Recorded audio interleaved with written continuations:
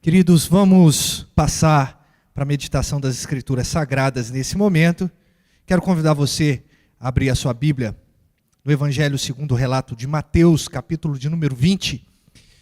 E vamos falar a respeito de serviço, uma marca da liderança, aproveitando esse contexto que nós estamos vivendo de pleito eleitoral para oficiais da nossa igreja. Serviço, uma marca da liderança cristã. Mateus 20, a partir do versículo 20, diz assim: Então, se chegou ele, a mulher de Zebedeu, com seus filhos, e adorando, pediu-lhe um favor. Perguntou-lhe, que queres? Ela respondeu, manda que no teu reino esses meus 2 filhos se assentem, um à tua direita e outro à esquerda. Mas Jesus respondeu, não sabeis o que pedis. Podereis, porventura, beber o cálice que eu estou para beber? Responderam-lhes, podemos? Então lhes disse, bebereis o meu cálice, mas o assentar-se à minha direita e à minha esquerda não me compete concedê-lo. É, porém, para aqueles a quem está preparado por meu Pai. Ora, ouvindo isso, os 10 se indignaram contra os 2 irmãos. Então Jesus, os chamando, disse, sabeis que os governadores dos povos os dominam e que os maiorais exercem autoridade sobre ele. Não é assim entre vós, pelo contrário, quem quiser tornar-se grande entre vós será o que vos sirva. Quem quiser ser o primeiro entre vós será o vosso servo. Tal como o Filho do Homem, que não veio para ser servido, mas para servir, dar a sua vida em resgate de muitos, ou por muitos. Senhor, em nome de Jesus, nós clamamos ao Teu Espírito que fale poderosamente em nosso coração, por meio da Tua palavra. Ajude-nos, ó Deus, a entender a mensagem que o Senhor tem para cada um de nós. Essa é a nossa oração, agradecidos em nome de Jesus. Amém.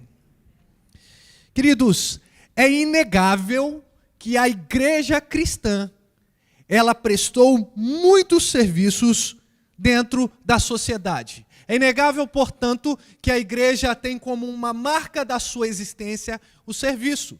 Para você ter uma ideia, os reformadores, eles tinham um grande lema. A cada igreja, um hospital. A cada igreja, uma escola. Ou seja, a cada igreja que eles organizavam, eles procuravam colocar do lado, e é exatamente do lado, como se fosse um anexo, uma escola e um hospital. E quando muito difícil, colocar os 2, pelo menos um. Então, a gente vai percebendo que esse foi um moto da história da igreja protestante por muito tempo. E antes do protestantismo, a igreja que era somente única, que era a igreja universal católica, né? Ela também tinha o hábito de estabelecer instituições que abençoavam a sociedade. Qual era o intuito? Ser uma igreja milionária? Não. Ser uma igreja grande como instituição? Não. O objetivo era servir. Porque a igreja compreendia o seu papel dentro da sociedade. A igreja, ela sempre exerceu serviço dentro da sociedade. Portanto, é muito fácil entender que a igreja, ela é líder dentro da sociedade. Quando uma igreja forte, firme, bem treinada nas doutrinas e principalmente muito versátil nas escrituras sagradas, ela se impõe na sociedade, a sociedade tem ela como um exemplo, um modelo, como uma liderança. Mas sabe qual é o grande problema? É que a gente começou a perder essa noção de serventia. A grande razão para esse comportamento da igreja é que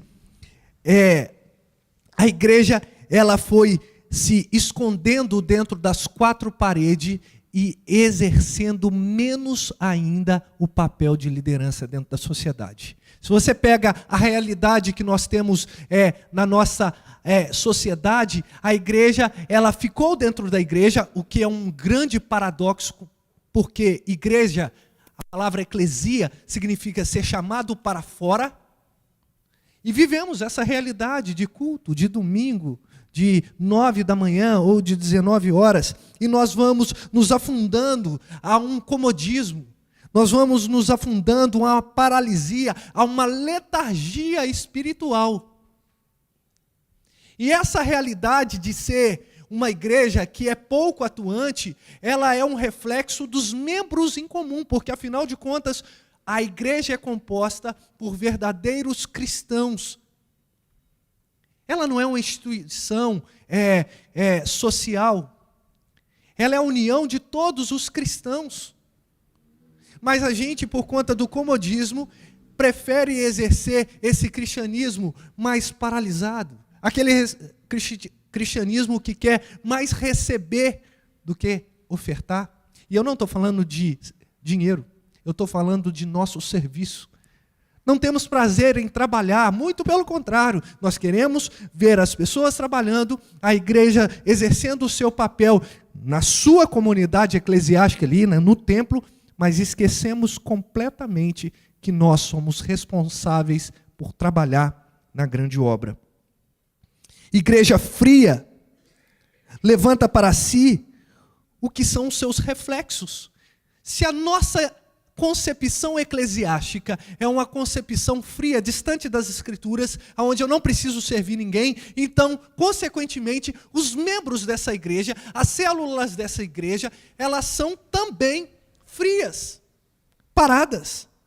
Por causa dessa situação, a pessoa não serve à igreja, ela é espectadora, ela é apenas uma pessoa que observa, que quer um bom sermão, que quer um bom louvor, que até contribui financeiramente e acha que está tudo bem.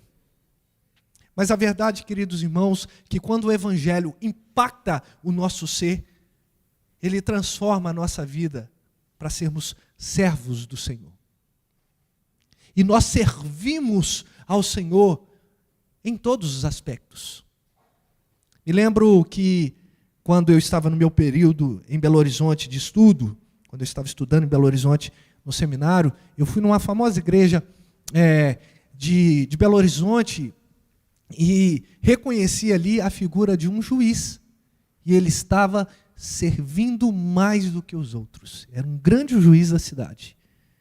Era assunto até entre os membros da igreja o quanto aquele homem que exercia alto cargo dentro da sociedade, na igreja, ele servia e servia com muita alegria. E a gente olhava aquilo e falava, esse homem verdadeiramente entendeu acerca do evangelho. Nós não podemos pensar que a igreja, ela deve deixar de ocupar cadeiras importantes na sociedade, como na política, como no magistrado. Muito pelo contrário, nós devemos cada dia mais ser envolvidos com isso, porque afinal de contas, nós não estamos apenas pregando a palavra de Deus, e quando eu falo apenas, não estou menosprezando a palavra de Deus, eu estou falando que é apenas um serviço a mais, não é isso, nós também estamos ali exercendo aquilo que Cristo nos convidou, que é servir, e não somente uns aos outros, mas servir aquelas pessoas que estão lá fora, carentes de lideranças, que são firmes em seus conceitos, nas suas concepções, nas suas ideologias e, enfim, na sua religiosidade e piedade. É errado o pensamento que foi construído de que a igreja deve se separar do Estado no sentido de não se envolve em nada. Não, nós nos envolvemos. Nós não pegamos e impomos nenhum tipo de regra, nenhum tipo de doutrina para as outras pessoas, mas nós nos envolvemos participando em pleitos eleitorais, participando sendo boas pessoas que estão ali no poder executivo, legislativo, judiciário, enfim. A igreja precisa também expandir para essas áreas. Uma igreja que serve só para o lado de dentro é uma igreja que não compreendeu acerca do ministério que é o ministério cristão a partir de Jesus. Bom, desse modo, depois dessa pequena introdução, eu quero convidar você a olhar para esse texto. Um texto extremamente curioso, né? Um texto em que, se você reparar um pouco no contexto anterior, Jesus ele prevê mais uma vez, na verdade ele não prevê, ele anuncia mais uma vez a sua morte. Ele fala assim no versículo 17, Mateus falando, né? Estando Jesus para subir a Jerusalém, chamou os 12 à parte, né? E em caminho, ou caminhando para Jerusalém, lhes disse: eis que subimos para Jerusalém, e o Filho do Homem será entregue, olha só, entregue aos principais sacerdotes e aos escribas. Ele seria, portanto, julgado pelos religiosos da época, e eles o condenarão à morte. E quem exercerá a morte? O Império Romano. Então, eles entregarão o Filho do Homem aos gentios para ser escarnecido, açoitado, e por fim, quem deu a sentença de crucificação foram os gentios. Portanto, aqui a gente entende que o Império Romano, ele colocou a morte na cruz, impôs sobre Jesus, mas ao terceiro dia ele ressurgirá. Olha só, mesmo que seja uma realidade extremamente complexa, mesmo que seja uma realidade extremamente contrária, Jesus, ele trouxe uma palavra de esperança. E aquilo caiu como uma luva aos ouvidos dos seus discípulos, principalmente aqueles que estavam perto, sobretudo a mãe de Tiago e de João, que aqui é descrita como esposa de Zebedeu. Então essa mãe, ela se achega a Jesus e fala: Senhor. Então, repare que isso foi logo em seguida. Então você chegou a mulher de Zebedeu com os seus filhos, adorou, entendeu que ele ia ressurgir ao terceiro dia, e pediu um favor. Perguntou-lhe: que queres? Ela respondeu: manda que no teu reino, quando o Senhor surgir em glória, um dos meus filhos se assente à tua esquerda e outro à tua direita. Queridos irmãos, nesse momento, Jesus, ele faz uma declaração extremamente interessante. Ele fala assim: você não entendeu nada. Porque depois de tanto falar a respeito da sua crucificação, depois de tanto falar a respeito da sua morte, do seu ministério salvífico, aquela mulher não havia entendido, os discípulos não haviam entendido completamente. Reparem, queridos irmãos, se vocês voltarem um pouquinho, no capítulo 17, versículo 22, vai dizer que Jesus, olha só, a gente está há 3 capítulos, né? Jesus estava reunido na Galileia com os discípulos e diz que o Filho do Homem está para ser entregue nas mãos dos homens.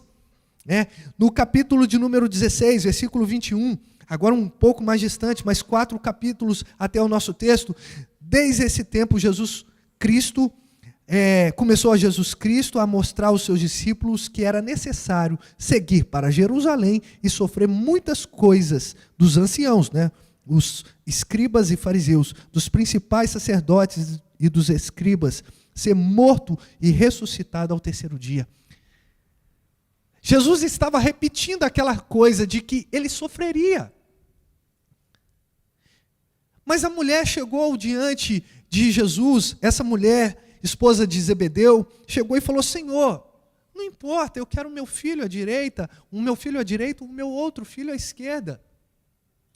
E ele fala uma coisa extremamente interessante, e é a partir daqui que eu quero compartilhar com vocês 3 preocupações ou atitudes de uma igreja fraca e 3 ordenanças que Jesus nos ensina enquanto líderes. A primeira preocupação daquela mulher, representando ali os discípulos, o protótipo da igreja, foi que a igreja, ou os discípulos, estavam preocupados com visibilidade e não com responsabilidade. Quantas vezes essa verdade não cai como uma luva para a nossa realidade eclesiástica? Estamos preocupados em ser vistos, mas não estamos preocupados em ser responsáveis. Estamos preocupados em ser enormes, grandes. Nós queremos o nosso nome marcado na cidade de Juiz de Fora, quiçá em Minas Gerais, melhor ainda se for no Brasil, e mais extraordinário ainda se for no mundo. Mas o que adianta uma igreja enorme que não compreende as suas responsabilidades? Se Jesus tivesse terminado o seu discurso ali, na parte de que ele seria crucificado, e não falasse nada de ressurreição, em nenhum momento, será que aquela mulher falou assim: Senhor, quando chegar todas essas coisas, tempos difíceis, açoites, problemas, perseguição, quando o Senhor for na cruz, coloque o meu filho à direita, o outro à esquerda. Será que uma mãe faria isso? Não. Aquela mulher estava preocupada em quê? Em ser participante da glória, mas nenhum crente será participante da glória se não for coparticipante do sofrimento de Cristo. E não são palavras minhas, são palavras do apóstolo Paulo. Participar do sofrimento de Cristo é sofrer como cristão, como diz o apóstolo Pedro.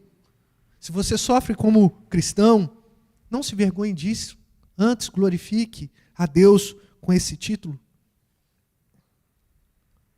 Uma igreja que quer ser grande é uma igreja com as motivações erradas, evidentemente, é uma igreja que diminui a pessoa de Cristo. Temos placas com bustos de pastores, como se pastores fossem figuras centrais na igreja. Não, não somos.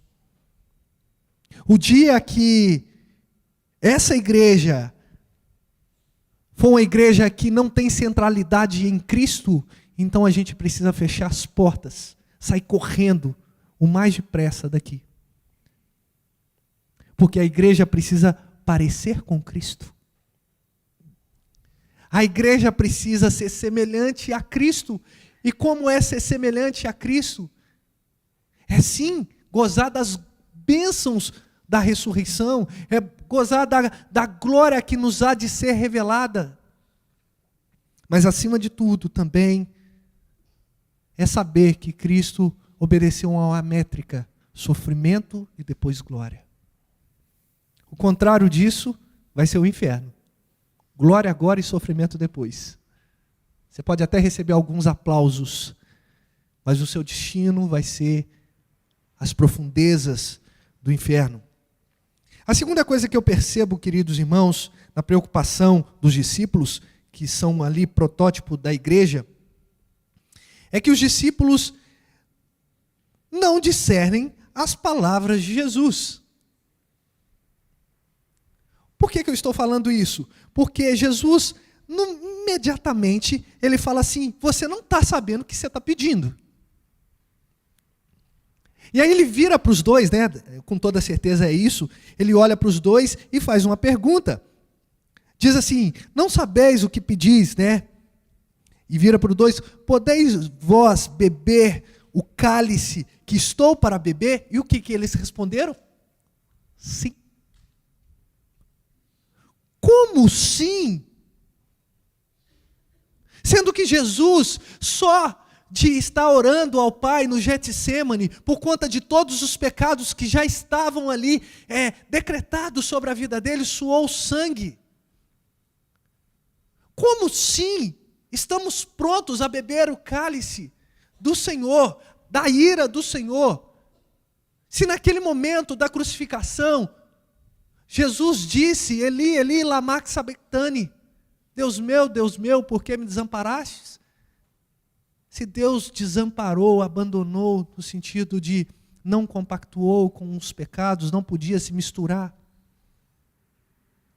Qual ser humano é capaz de dizer: eu vou beber do cálice da ira de Deus, sendo que lá em Hebreus diz que horrenda coisa é cair na mão do Deus vivo.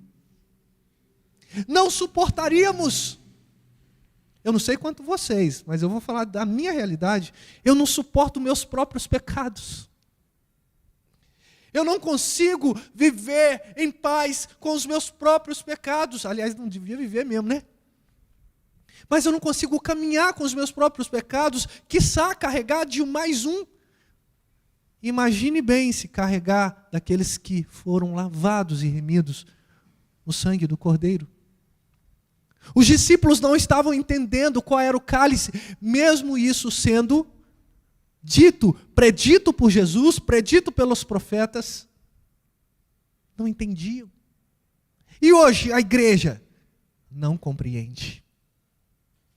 A igreja não consegue compreender a respeito do que é, de fato, ser participante do sofrimento de Cristo. Há relatos históricos que no primeiro século, quando houve a primeira ou a grande perseguição da igreja, enquanto os cristãos eram levados aos coliseus para serem devorados por leões e rottweilers, os cristãos cantavam cânticos ao Senhor. Cristãos eram decapitados e antes de serem decapitados, cantavam cânticos ao Senhor. Eram crucificados e, apesar de toda a dor, também louvavam ao Senhor. Muito diferente do que nós vivemos hoje. Uma letargia. Muito diferente do que nós temos como cristianismo nos dias de hoje. Mas por que nós temos esse tipo de pensamento? Porque não discernimos a respeito das palavras de Jesus. Jesus está o tempo todo dizendo, olha, no mundo vocês vão ter aflições. O que a gente escuta? Só a parte B. Tem de bom ânimo, eu venci o mundo, vocês vão vencer também. Aquele famoso ouvido seletivo. A gente ouve aquilo que a gente quer, aquilo que agrada o nosso coração. Sem discernir sequer, sem discernir a responsabilidade que está inerente às palavras de Jesus. Queridos irmãos, o discernimento, ele provém do Espírito Santo de Deus. O discernimento é uma marca do cristão que é cheio, que é batizado no Espírito Santo de Deus.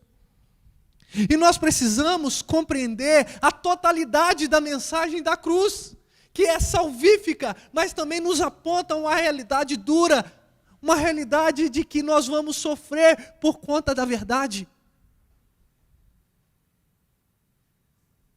Chegará um tempo, já dizia filósofos, que nós sofreremos por falar a verdade. E esse tempo chegou.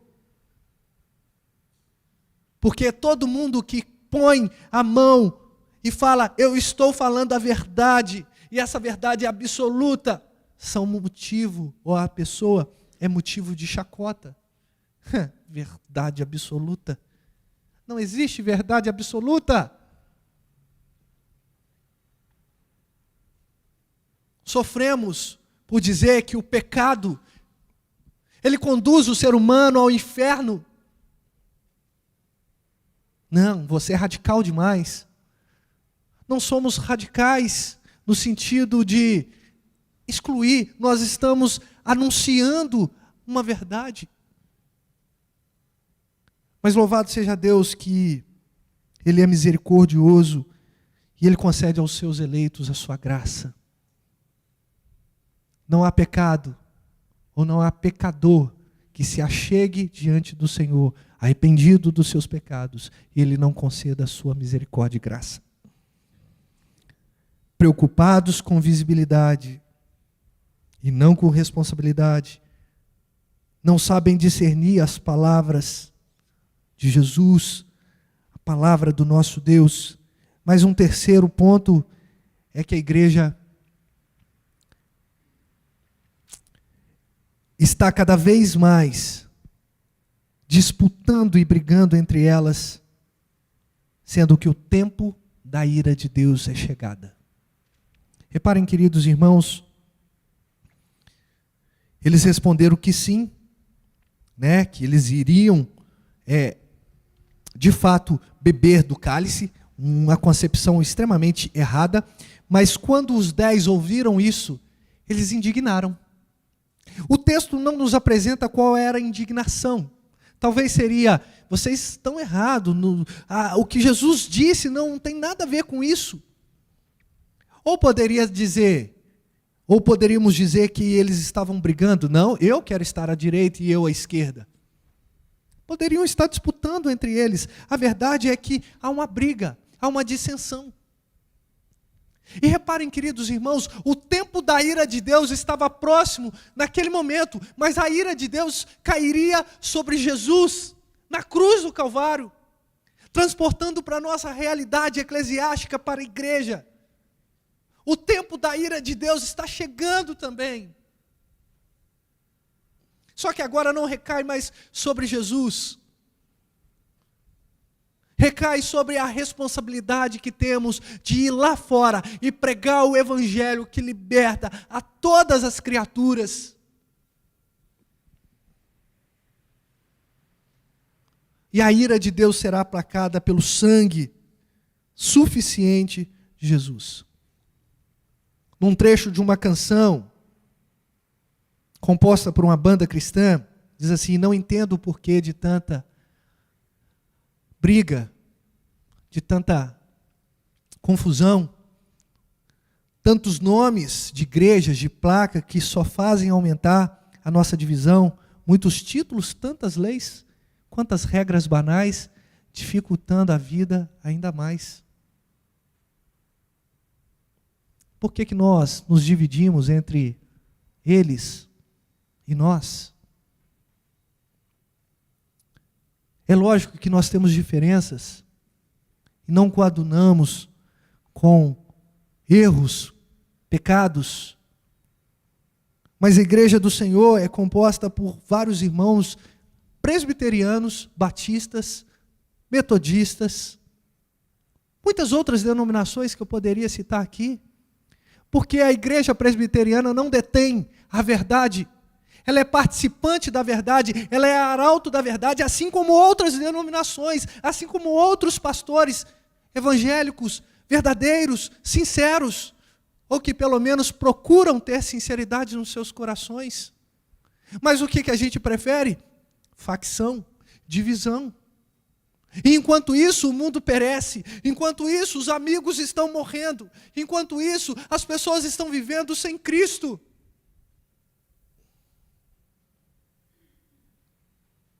Uma igreja, ela precisa ter Cristo, somente Cristo, como centro da sua existência. Se a igreja é assim, então são irmãos nossos. Ah, mas a concepção soteriológica é um pouco diferente. Não importa se é graça prevista. Nós precisamos lutar pela causa cristã. Não podemos dividir o corpo de Cristo. Ah, pastor, então como é que eu faço? Irmãos, se nós interpretamos a Bíblia de uma certa forma, entendemos que essa forma é uma forma mais correta, vamos orar para que Deus abra corações, mas não significa que aquelas pessoas não são alcançadas por Deus. Não podemos limitar o poder de Deus à placa e doutrina de igreja. E pensando em liderança, o que nós estamos exercendo aqui, como tem andado a liderança da nossa igreja? E quando eu falo da nossa igreja, não é só aqui. Achamos que somos melhores que os outros? Não somos. Porque o Evangelho trata de nos humilhar. E todo aquele que se exalta será humilhado, mas todo aquele que se humilha será exaltado.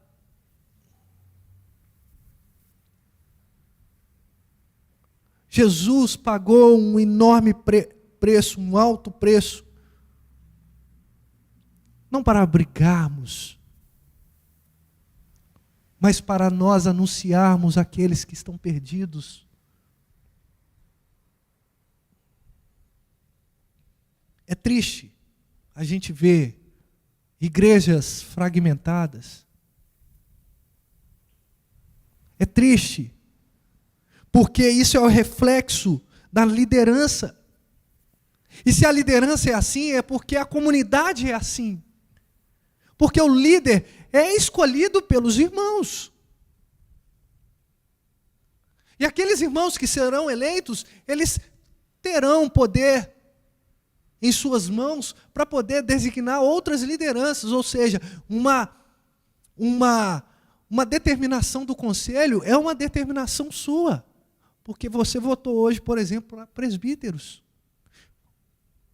Um ato da junta diaconal é o seu ato, representado ali por aqueles irmãos que serão eleitos. Mas a gente prefere apenas fazer um X no pleito ali, né, no voto, entregar, e simplesmente dizer, eu não tenho responsabilidade sobre isso.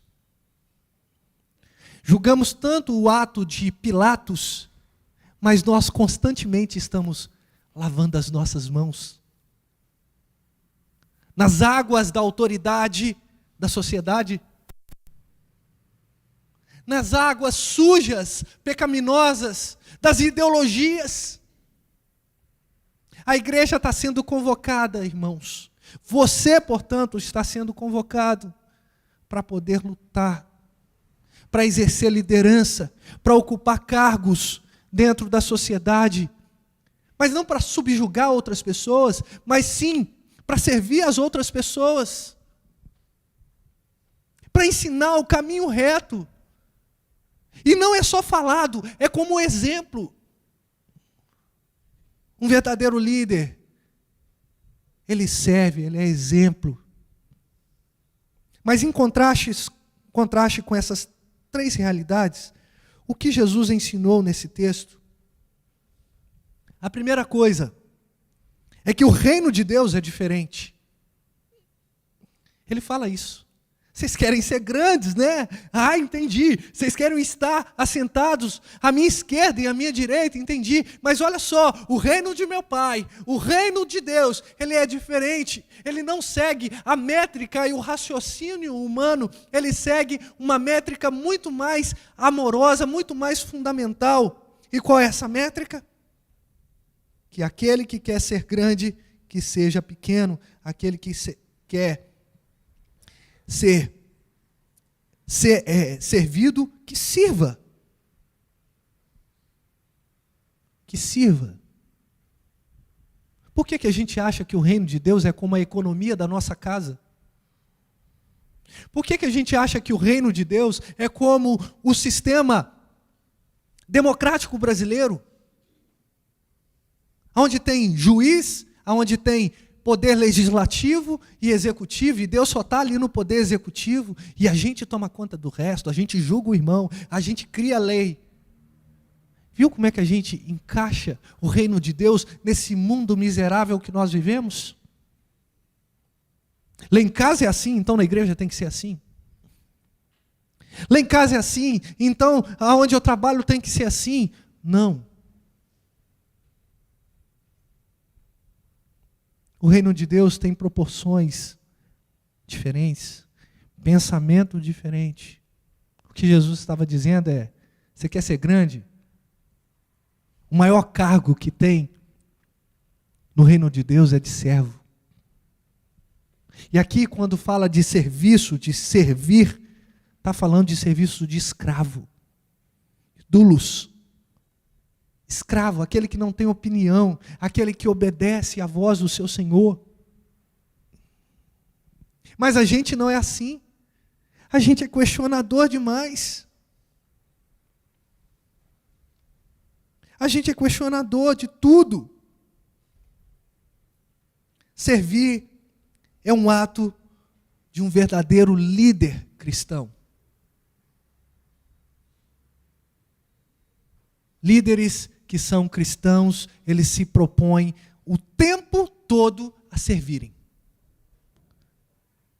Aos que estão aqui concorrendo a presbíteros, a diáconos, Você está sendo chamado para ser um líder cristão.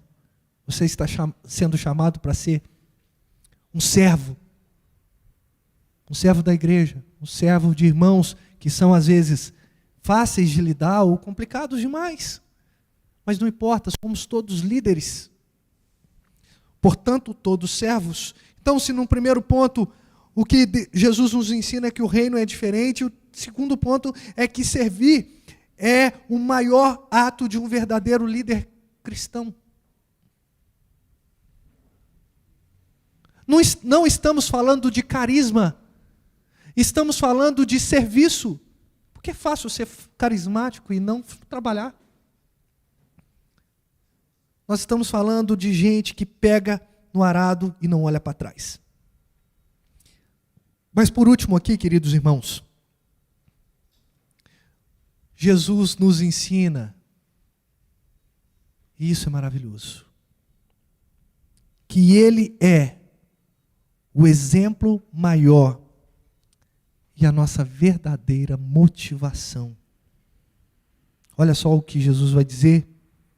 Tal como o Filho do Homem, versículo 28, que não veio para ser servido, mas para servir e dar a vida em resgate por muitos. Jesus poderia estar sendo servido pelos seus discípulos, e muitas vezes ele foi servido pelos discípulos. Mestre, come. Quando ele se encontrou com aquela mulher lá no poço de Jacó, você se lembra? Os discípulos tinham ido comprar comida.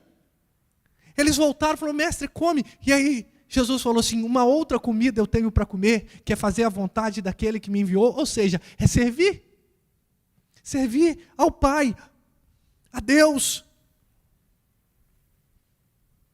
Mas nós nos trancafiamos em exemplos ruins. Há nenhum tipo de qualidade verdadeira, bela, pelo contrário. Quem é o seu herói? Meu herói usa terno e gravata e está ocupando um cargo executivo na sociedade. Meu herói usa uma toga e está ocupando um cargo na Suprema Corte. Quem é o seu exemplo? Meu exemplo é um jogador extremamente famoso. Sendo que nós precisamos olhar mais para Jesus. Porque Ele é a verdadeira motivação. Ele é o verdadeiro exemplo. Isaías vai descrever Jesus como um homem de dores, experimentado no trabalho. Sabia o que era servir. Não obstante a isso, de ser Deus, ele cingiu o seu lombo ali, né? A gente chama, né? A sua cintura com a toalha. Em um determinado tempo, registrado em João 13, ele passou a lavar os pés dos discípulos como um ato de humildade e serventia. Mas nós não temos coragem de estender a mão e dizer, paz do Senhor.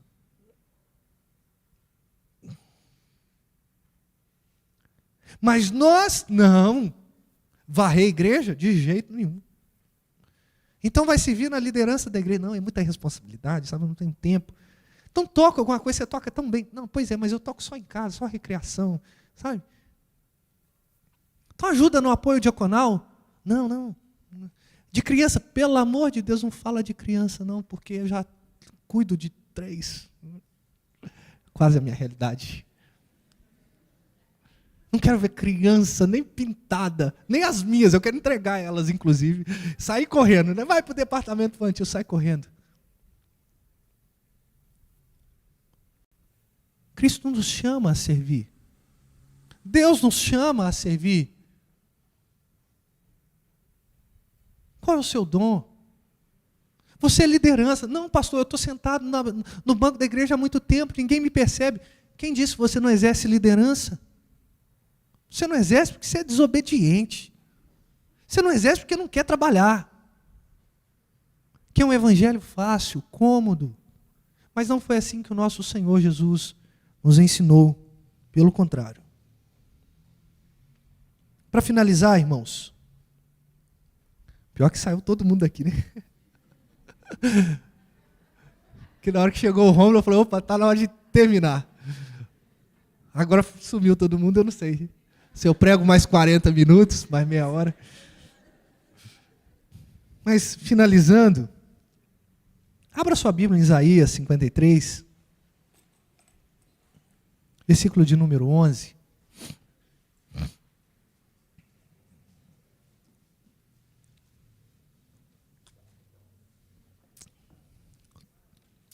Está vendo? Tudo certo, irmãos. Deus é perfeito. Vamos ler juntos? Versículo 11. Ele verá o fruto, trabalho da sua alma e ficará satisfeito. O meu servo, o justo, com o seu conhecimento, justificará muito, porque as iniquidades deles levará sobre si. O maior e mais perfeito trabalho foi exercido por Jesus. E ele ficou satisfeito. Doeu? Doeu. Foi humilhado? Foi humilhado. Mas ele faria tudo de novo. Porque o seu caráter é um caráter salvífico. De servidão. O nosso Jesus é o nosso maior exemplo. O nosso Jesus é a nossa motivação para sermos líderes dentro da igreja, dentro da sociedade, dentro das nossas casas, dentro da nossa profissão, da empresa, não importa. E o meu desejo é que cada um de vocês, cada um de nós, sejamos percebidos de fato como servos, e como diz o apóstolo Paulo em Coríntios, como dispenseiros da graça. E além disso, o que se requer dos dispenseiros, desses trabalhadores, desses servos, é que eles sejam encontrados fiéis. Vamos orar? Senhor Deus e Pai, nós agradecemos ao Senhor pela exposição da Tua palavra. Somos confrontados a trabalhar, e Senhor, nos dê a motivação correta em trabalhar para o Teu reino. Ó Deus, em nome de Jesus, nos ajuda, porque não é fácil, mas que nós possamos, ó Deus, compreender que o Teu reino, Senhor, é diferente, que nós possamos compreender, ó Pai, que nós, enquanto servos, somos, ó Deus, de fato, pessoas que lideram dentro da igreja, dentro da sociedade, e, ó Deus, que nós devemos servir com os nossos dons, com as nossas capacidades intelectuais, motoras, e todas elas com todo o nosso ser, com toda a alegria, e que o nosso exemplo e nossa verdadeira motivação é Jesus, que não hesitou em servir, não obstante sendo Deus. Ó Pai, nos ajuda, porque nós queremos ser mais parecidos com Cristo do que parecido com placa de igreja. Ó Deus, essa é a nossa oração. Não nos deixe, ó Deus, ser parecidos, ó Deus, com instituições eclesiásticas, mas que possamos ter a face de Cristo resplandecente em nosso rosto. É o que nós oramos em nome de Jesus. Amém.